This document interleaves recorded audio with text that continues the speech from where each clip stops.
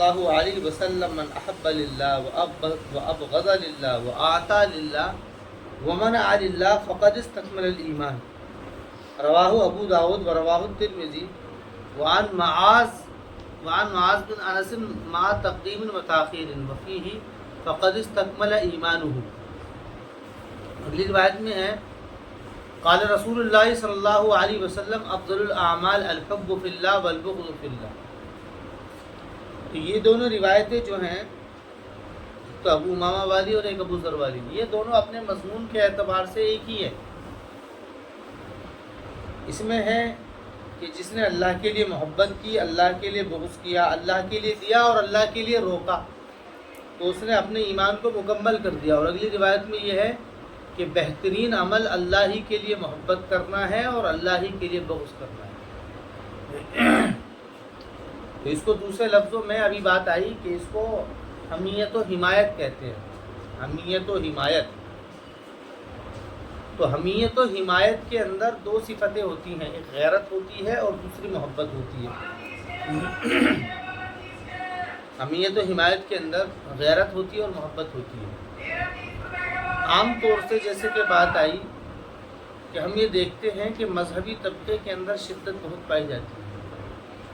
مذہبی طبقہ جتنا بھی ہے وہ شدید ملتا ہے زیادہ تر۔ کوئی آدمی دیندار ہے کہ وہ اتنا شدید ہوتا ہے کہ اگر کوئی غلط کام کر رہا ہے تو اس سے قطع تعلق کر دیا گیا، اس کے ساتھ میں بول چال چھوڑ دی گئی، اس کے ساتھ میں اٹھنا بیٹھنا چھوڑ دیا گیا، یعنی اس سے غصہ ہونا، ناراض ہونا، یہ ساری چیزیں اپنی جگہ درست ہیں، اس میں کوئی دقت دشواری کی بات نہیں ہے، کیونکہ یہ غیرت کا تقاضا ہے کہ جب حمیت ہوتی ہے کسی کام سے تو اس کی وجہ سے غیرت پیدا ہوتی ہے، اور غیرت کا تقاضا یہ ہوتا ہے کہ اس کے خلاف وہ برداشت نہیں کرتا۔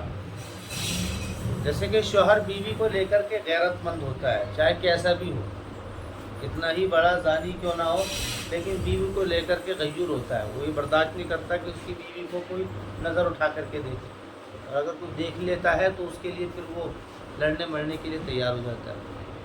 تو ایسی ہی غیرت ایک صفت ہے کہ اگر اسلام کے خلاف یا ایمان کے خلاف کوئی کام ہوتا ہے تو وہ غیرت کی صفت اٹھ کر کے آتی ہے، وہ پھر اس کی وجہ سے اس سے ناراضگی کا بھی اظہار کرتا ہے، وہ سارے کام کرتا ہے۔ یہ بات ٹھیک ہے، لیکن اس کے ساتھ سمجھنے والی بات یہ کہ حمیت و حمایت محض غیرت کی صفت کا جاگنا نہیں ہے، بلکہ محبت کا بھی جاگنا ہے۔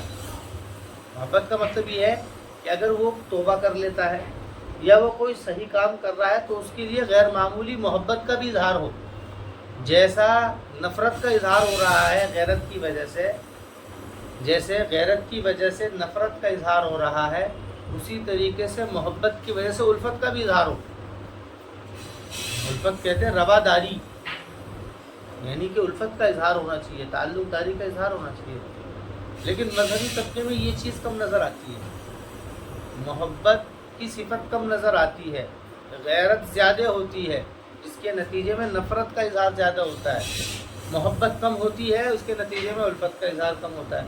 تو اس کی دونوں چیزوں کو حدیث کے اندر یہ بات کہی گئی ہے، دونوں کو درست کیا گیا، اور یہ کہا گیا ہے من احب للہ، کہ جس نے اللہ کے لیے محبت کری، سب سے پہلے اس کا ذکر ہے من احب للہ، اور دوسری بات کہ وابغض للہ، اور اللہ کے لیے دشمنی کی۔ غیرت کا اظہار تو بعد میں ہے، تو پھر وآتا للہ، آتا للہ یہ محبت کی وجہ سے پیدا ہوتا ہے، محبت ہے تو الفت میں آدمی دیتا بھی ہے پھر، اور غیرت کی وجہ سے ومنع للہ، پھر اللہ کے لیے روکا، تو آپ نے فرمایا فقد استکمل الایمان، ایمان کی تکمیل یہاں پر ہوگی۔ یہ دونوں چیزیں ہونی چاہیے۔ اس کا مطلب یہ نہیں ہے کہ وہ غیرت نہ ہو، نہیں، غیرت بھی ہو، لیکن اس کے ساتھ میں یہ بھی ہو۔ اور اگلی روایت میں پھر فرمایا کہ بہترین عمل جو ہے وہ الحب فی اللہ والبغض فی اللہ ہے، کہ اللہ کے لیے محبت کرنا اور اللہ کے لیے بغض کرنا، یہ بہترین عمل ہے۔ بہترین عمل کا مطلب کیا ہے؟ بہترین عمل کا مطلب یہ ہے کہ یہ اعمالوں میں سب سے اچھا ہے۔ یہ قرآن کریم کی ایک آیت سے بھی اشارہ ہوتا ہے، جیسے قرآن میں ہے محمد الرسول اللہ والذین معہ اشداء علی الکفار رحماء بینہم تراہم رکعا سجدا، کہ محمد صلی اللہ علیہ وسلم کے ساتھیوں کا حال یہ ہے اشداء علی الکفار، کہ وہ کافروں پر بڑے سخت ہیں. کافروں پر سخت ہونے کا مطلب کیا ہے؟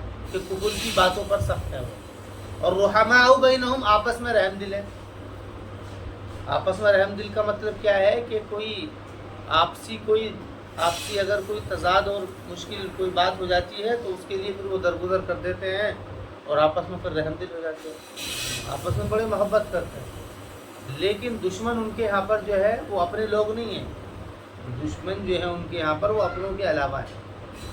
تو غیرت بھی ہو اور محبت بھی ہو، دونوں صفتیں ہوں، اس کے نتیجے میں پھر ایمان کی تکمیل ہوتی ہے.